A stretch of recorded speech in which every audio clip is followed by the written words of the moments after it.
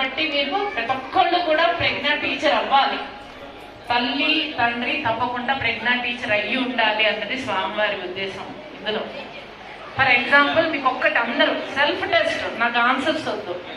ఇవాళ మార్నింగ్ కళ్ళు తెరవగానే ఎవరిని గుర్తు తెచ్చుకున్నారో ఒక్కసారి రీకలెక్ట్ చేసుకోండి. ఎవరెవరితో మాట్లాడక్కర్లా, జస్ట్ మీకు మీరు రీకలెక్ట్ చేసుకోండి.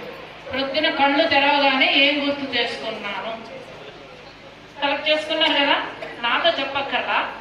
నేను ఒకటి అడుగుతా, ఇంకొక ప్రశ్న. మీ అమ్మగారిని గుర్తు తెచ్చుకోవాలంటే మీకు ఎవరికైనా ఫోటో కావాలి, ఎవరి నుండి చేయొద్దండి. ఇక్కడ తల్లిని గుర్తు చేసుకోవటానికి ఫోటో కావాలి. ఈ కన్న తల్లిని ఎవరికైనా కావాలండి? ఇక్కడ ఎవరికైనా అవసరం లేదు కదా. లేవగానే మీ అమ్మగారి ముఖం గుర్తు చేసుకున్నారా? ఇప్పుడు నీకు మీరే టెస్ట్ చేసుకోండి. మీ అమ్మగారు మీతో ఉండొచ్చు, ఉండకపోవచ్చు, ఈ లోకంలో ఉండొచ్చు, ఉండకపోవచ్చు. ప్రొద్దున్నే లేవగానే కన్ను తెరవగానే తల్లిని తలుచుకోగలిగారా? ప్రత్యక్ష దైవం ఆవిడే. ఈ రోజు నువ్వు భూమి మీద ఉన్నామంటే మనం కారణం ఆవిడే కదా. ఆవిడని తలుచుకోవడానికి మీకు ఫోటో అక్కర్లా. ప్రొద్దున్నే లేవగానే వాళ్ళు మీరు తలుచుకోగలిగారా? అది నేను మిమ్మల్ని అడగను, మీకు సెల్ఫ్ టెస్ట్ మీకే వదిలేస్తా. ప్రజ్ఞ ఆ లెవెల్ నుంచి మిమ్మల్ని లేపుతుంది. ప్రజ్ఞ పిల్లలకి నేర్పించాలా వద్దా అన్నది మీకు వదిలేస్తాను.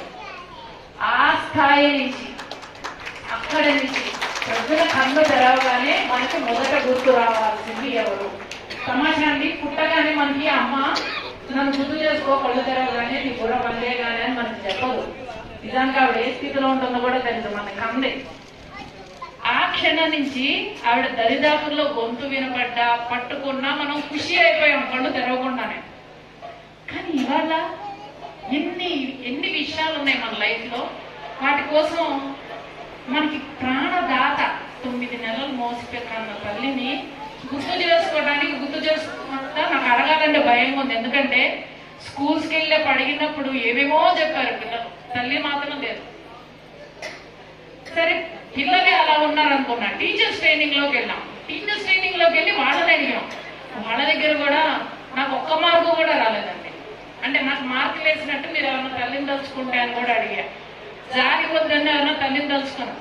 నా పిల్లోడు ఏమవుతున్నాడనో, లేదా నా భర్త ఏదున్నాడనో, లేదా చేయాల్సిన పనో ఇవి తలుచుకుంటా నిద్రలేస్తున్నారు తప్పితే తను ఉండటానికి ఉనికి కారణమైన తల్లిని గుర్తు చేసుకుంటూ లేవాలి. భగవంతుడు మనకి ప్రేమను నేర్పించడానికి తల్లి రూపంలో ట్రైనింగ్ ఇస్తాడు.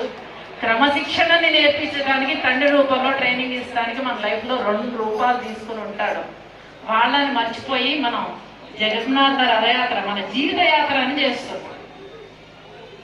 ఇవాటి రోజు మీతో ఈ మాట పంచుకునే అవకాశం వచ్చింది. మీరంతా కూడా మీ జీవిత నిజమైన యాత్రని భగవంతుడు ఆశీస్సులతో ఇవాళ నుంచి మొదలు పెడతారని ప్రజ్ఞ ద్వారా. ఎందుకంటే ప్రజ్ఞ ప్రకర్షేణ న్యాయతే, బాగా సక్రమంగా తెలుసుకుంటేనే అది ప్రజ్ఞ. ప్రజ్ఞ తెలిసిన వాడు ప్రాజ్ఞుడు. భగవద్గీత తీయండి, దాంట్లో మీకు దొరుకుతుంది ప్రాజ్ఞుడు గురించి, ప్రజ్ఞ గురించి. చిన్నజీయర్ స్వామి వారు ఈ భూమి మీద ఉన్న మనిషిగా ఉన్న ప్రతి ఒక్కళ్ళని మనీషి చేయడానికి ప్రజ్ఞని అందించారు. అది పెద్దలకి పిల్లలకి. పెద్దలకేమో టీచర్స్ గా, పిల్లలకేమో భావి భారత పౌరులుగా తీర్చిదిద్దడానికి ఇవ్వడం జరుగుతుంది. ఈ అవతారంలో ఈ ప్రాంగణం మై హోమ్ అవతారం ఇది కూడా ఒకటి. ఎందుకంటే స్వామి సంకల్పంతో రామేశ్వరరావు గారి ఇష్టతో ఇక్కడ ఇది ఏర్పడింది కాబట్టి ఈ అవతారంలో మీరంతా కూడా అణువుల్లాగా అంతా ఉంటారు. మీరంతా కూడా ఆరోగ్యంగా, చల్లగా, చక్కగా భగవంతుడికి తగ్గ వ్యక్తులుగా తయారవటానికి, పిల్లల్ని తయారు చేయడానికి ముందుకు వచ్చి ప్రజ్ఞాని ఆదరిస్తారని ఏమనాలి, ఆశించడం కరెక్ట్ కాదండి. అందుకని ఆగిపోయాను. ఆశిస్తే జరగచ్చు, జరగకపోవచ్చు. జగన్నాథుడిని ప్రార్థిస్తూ మీ అందరూ కూడా దానికి తగ్గట్టుగా ప్రాజ్ఞులుగా వచ్చే సంవత్సరానికల్లా రెడీ చేసుకునేలాగా భగవంతుడిని మనకి దీవించమని కోరుతూ జై శ్రీమన్నారాయణ. హరే కృష్ణ.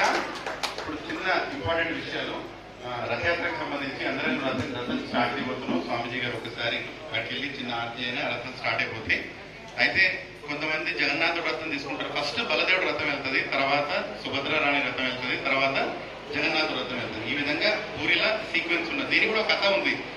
అనుమతిస్తే టైం దొరికినప్పుడు చెప్పొచ్చు ఎందుకు ఇలా జరుగుతుంది అన్నది. కానీ అందరూ కూడా అన్ని రథాలు ఉండాలని అందరికీ ఉంటుంది. అయితే మీరేమో దిగులు పడే అవసరం లేదు. ఫస్ట్ ఇక్కడ బలదేవుడు రథము, సుభద్ర రథము, జగన్నాథ రథం తీసుకోండి. నరసింహ బ్లాక్ దగ్గర స్టార్ట్ చేస్తున్నాం. నరసింహ బ్లాక్ అంటే ఏ బ్లాక్? ముందు 1, 2, 3, 4, 5 ఉండేవి. నేను ఇక్కడ ఉండేవాడిని. ఏంద్రా దేవుడా ఇట్లెందుకు పేరు పెట్టిండ్రు, ఇక్కడ తీసుకున్న కారణం వేరే అనుకున్నాను. కానీ తర్వాత మంచిగా ప్రతి బ్లాక్ కి దేవుడు పేరు పెట్టారు, భగవంతుడు పేరు పెట్టారు.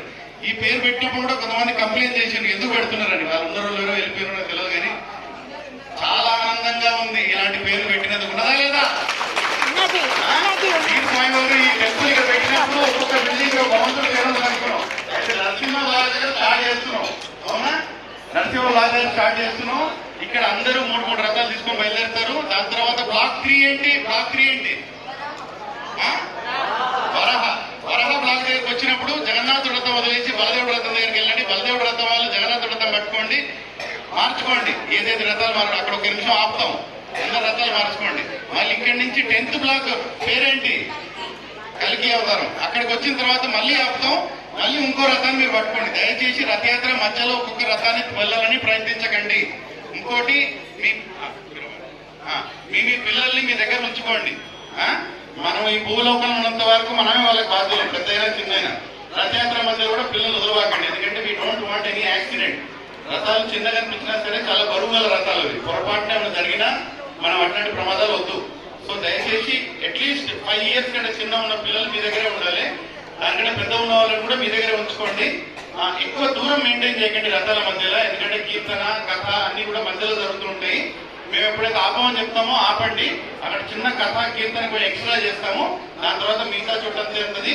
రథంతో పాటు ప్రసాదం లాస్ట్ కి, ప్రసాదం అంతా కూడా లాస్ట్ కి వచ్చిన తర్వాత దొరుకుతుంది. జగన్నాథుడు ప్రసాదం తప్పకుండా తినాలి. దాని కథ నేను మధ్యలో చెప్తాను ఎందుకు తినాలి. కానీ చాలా అది తినకుండా వెళ్ళొద్దు.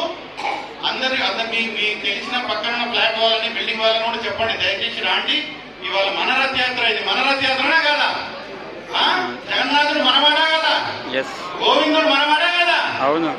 జై జగన్నాథ్, జై జగన్నాథ్, జై బలదేవ్, జై బలదేవ్, జై సుభద్ర, జై సుభద్ర. అందరూ కూడా ఇక్కడ జగన్నాథుడు కోసం ఎంతో డొనేషన్ ఇచ్చారా లేదా? ఇవ్వకపోతే ఇవ్వండి. ఎందుకంటే ఇదే అవకాశం. ఏమండి, లక్ష్మీదేవి చాలా ఆనందపడేది ఎప్పుడు నారాయణ సేవలో పెట్టినప్పుడు. అవునా కదా? దయచేసి అందరూ కూడా ముందుకు రావాలి.